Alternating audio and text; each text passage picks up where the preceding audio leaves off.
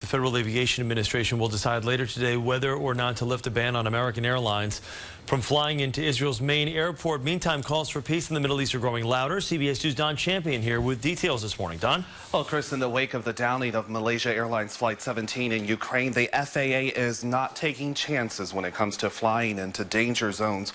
With Hamas threatening more attacks on Tel Aviv's airport, the American ban could stay in place for now.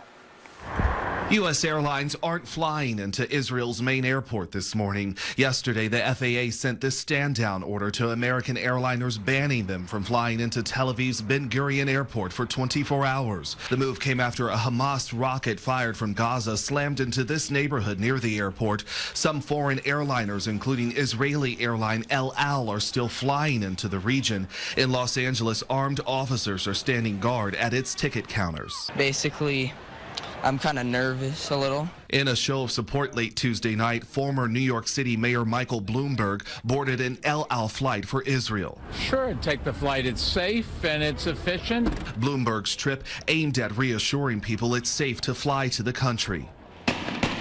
Overnight in the West Bank town of Bethlehem, at least one person was killed in clashes between Palestinians and Israeli troops.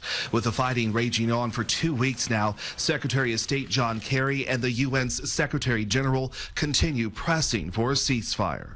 Things cannot go back the way they want. So far, more than 630 Palestinians and 29 Israelis have been killed in the fighting. Now, this morning, Secretary of State Kerry flew into Tel Aviv. Despite the ban, the Israeli government is again asking Kerry to help lift the American flight ban, insisting there is no real threat to flights in and out of the region. The FAA will update its decision before noon.